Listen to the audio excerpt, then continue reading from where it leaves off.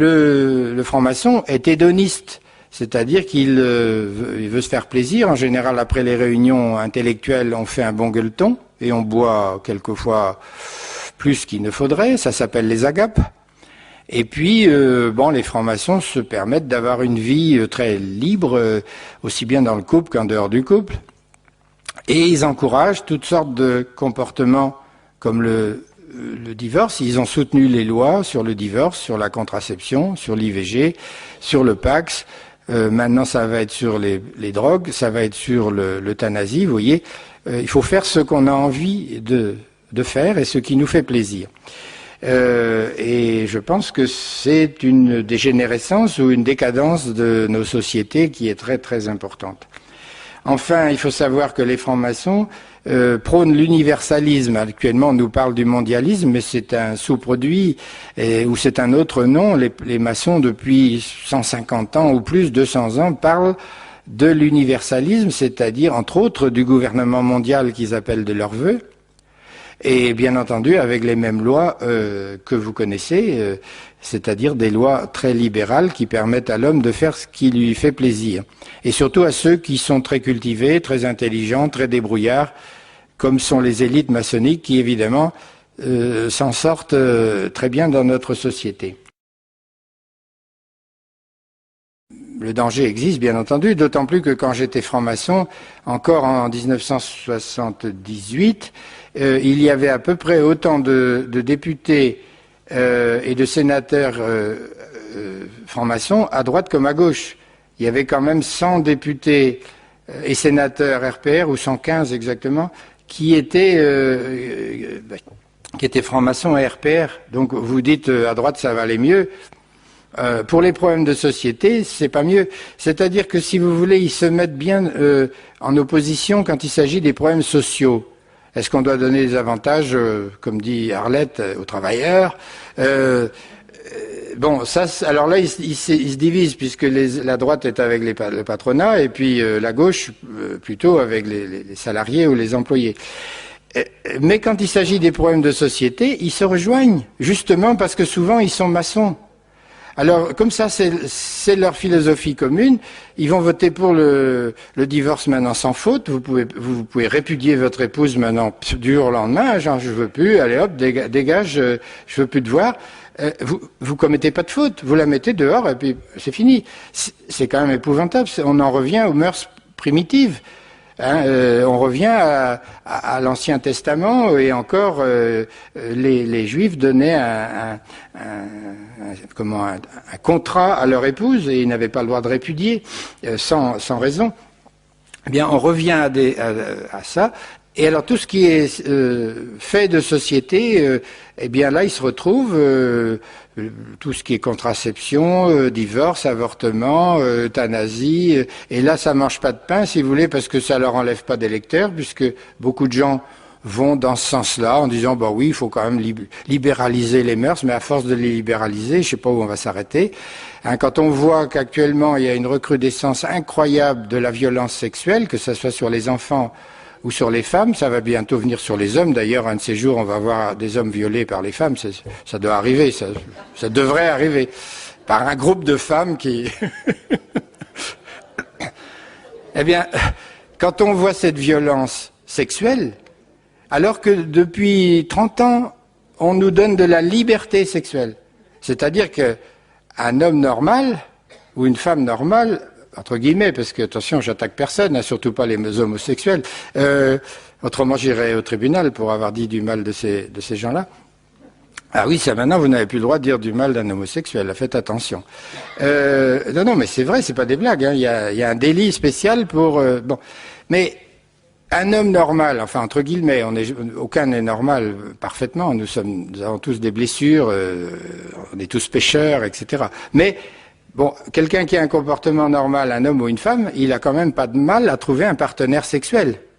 Ou alors il est vraiment manchot. Et encore, même les manchots y arrivent.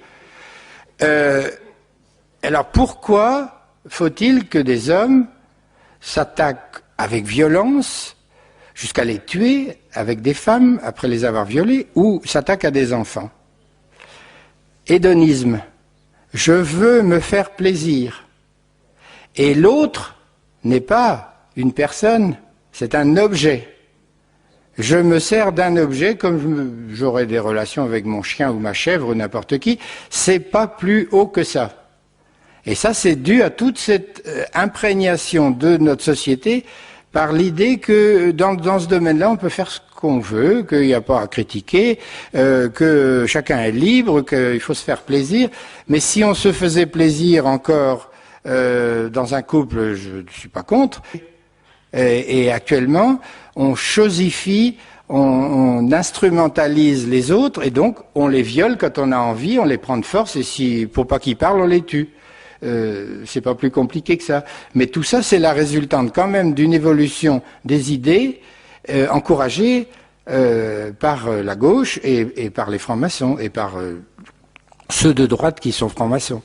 Je ne sais pas si Jospin est franc-maçon, mais il est entouré de francs-maçons. Comme Mitterrand n'était pas franc-maçon, mais il était bien gardé. Hein.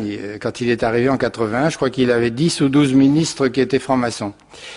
Jospin, j'ai jamais eu la preuve et il n'a pas été cité comme franc-maçon dans la presse. Moi, en général, je me réfère à un certain nombre de journaux pour regarder un petit peu les noms. Mais en tout cas, par exemple, Martine Aubry, qui est présentée comme étant son bras droit et comme son futur Premier ministre, elle en fait partie, et elle fait partie même du réseau Voltaire, qui est encore pire, si je puis dire, puisque c'est Thierry Messant, et c'est vraiment des gens qui sont acharnés, à tel point même que Thierry Messant a été exclu 1 an de la franc-maçonnerie à cause de ses excès de langage. Donc, vraiment, pour être viré de la franc-maçonnerie, il faut tuer père et mère. Bon, donc là, il y a effectivement sûrement un danger maçonnique. Bon, de l'autre côté, il y a un livre qui est sorti récemment, Les Frères Invisibles, de Ghislaine Ottenheimer, et elle prétend, elle, journaliste très bien informée, puisqu'elle travaille uniquement sur ce sujet-là depuis longtemps, elle prétend que Jacques Chirac fait partie de la loge Alpina en Suisse. Bon. Et puis, je voudrais pas être trop pessimiste, et terminer sur une note optimiste. Donc, les francs-maçons ne sont pas si nombreux qu'on le croit. En France, il y en a 140 000, et j'ai appris récemment que 70% des Français étaient baptisés, donc en principe chrétiens. 70%, ça fait un paquet, hein, ça doit faire pas loin de 50 millions. Donc, vous voyez les deux chiffres. Bien entendu, il y a malheureusement pas beaucoup de chrétiens pratiquants et fervents, puisqu'il paraît qu'il y a que 8% des catholiques qui se disent catholiques, qui vont à la messe tous les dimanches. Mais il n'empêche que si même les 8% se mobilisaient chaque fois qu'il le faut, il y aurait un recul de la franc-maçonnerie. Parce qu'ils ne sont pas si courageux que ça. Je ne connais pas de martyrs de la franc-maçonnerie. Il y a eu des francs-maçons qui ont été déportés contre leur gré, je le regrette, par les Allemands, parce que les fascistes n'aimaient pas la notion de liberté. Et vous comprenez bien pourquoi les SS envoyaient les francs-maçons, comme d'autres d'ailleurs, comme des prêtres catholiques ou comme des juifs, dans les fours crématoires. Mais ce n'était pas au nom de leur idéologie que ces francs-maçons ont été martyrisés ou tués. Par contre, on connaît beaucoup de martyrs chrétiens. Et ça, c'est parce que l'Esprit Saint nous donne la force à un moment donné d'aller jusqu'à la mort pour défendre notre foi en Jésus-Christ, mort et ressuscité pour nous. Eh bien, je crois qu'il faut se mobiliser, il ne faut pas avoir peur, jamais avoir peur, ni d'ailleurs dans le domaine des superstitions et tout ça, et même du diable, il ne faut pas avoir peur, c'est Jésus-Christ qui est vainqueur, hein, d'avance, donc ne vivons pas dans la superstition, ne vivons pas dans la peur, ne vivons pas dans la peur des francs-maçons. Nous recevons des dossiers et nous écrivons aux députés, aux sénateurs en leur disant qu'est-ce que vous comptez faire s'il y a une loi sur l'euthanasie ou s'il y a une loi sur tel ou tel sujet. Il faut les interpeller. Et puis ils ont la trouille, hein, parce qu'ils ont peur de ne pas être réélus. Il faut vous rendre compte actuellement que les hommes politiques sont des professionnels. Quand j'étais jeune, un avocat, un artisan, un médecin pouvait devenir député ou sénateur. Maintenant c'est fini. Il faut sortir de Sciences Po, de l'École nationale d'administration, et il faut faire carrière d'un bout à l'autre. Et si vous arrêtez, moi je sais bien, puisque j'ai bien connu Edmond Hervé, qui était assistant à la fac de droit quand j'étais chirurgien, mais il n'avait qu'une peur, c'est de ne pas être élu quelque part, parce qu'il serait revenu à assistant à la fac de droit avec 8 000 francs par mois. Et il avait la trouille, mais la trouille. Alors il faut leur foutre de la trouille en leur disant qu'est-ce que vous pensez de tel et tel sujet. Et puis s'ils vous répondent pas, ben, vous ne votez pas pour eux, vous votez pour un autre.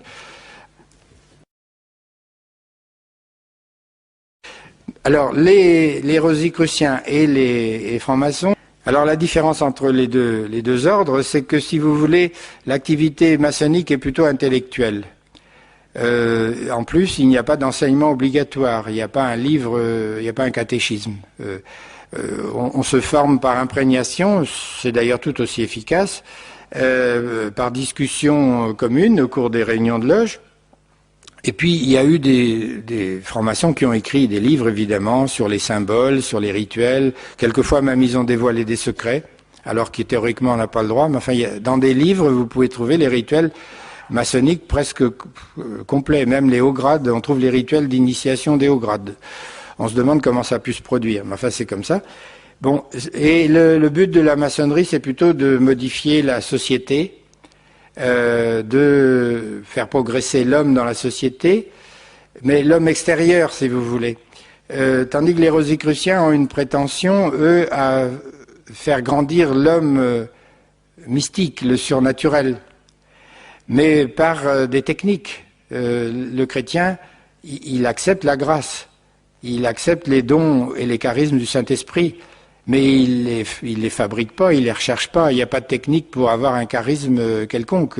Ça vient parce que Dieu veut bien nous le donner. Et puis si on l'a pas, on l'a pas. Et puis c'est pas grave parce que d'autres l'ont et que nous sommes complémentaires. Donc s'il y a un charisme, je sais pas moi, de chanter en langue ou un charisme de connaissance, il va aider les chrétiens qui sont autour de lui.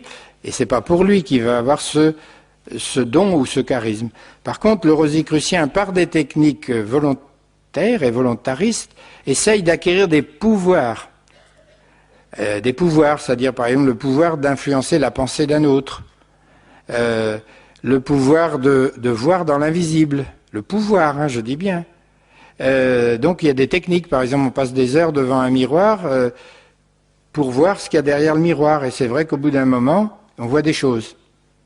Bon. Mais est-ce réalité, est-ce hallucination ? Ça reste à démontrer. Et puis dans la franc-maçonnerie, si vous voulez, on est rationaliste, on est contre tout ce qui est surnaturel. Un franc-maçon, même des loges spiritualistes, il reconnaît pas les apparitions de Lourdes ou les messages de la Vierge à Medjugorje ou ailleurs, hein, pas question. Pour lui, si Dieu il est hors de notre monde, il est créateur à la limite, mais après il s'occupe plus du fonctionnement, hein, chacun se débrouille comme le Dieu horloger de Voltaire. Les Rosicruciens, eux, ils parlent pas de Dieu, ils parlent du cosmique. Alors le cosmique, c'est tout est Dieu.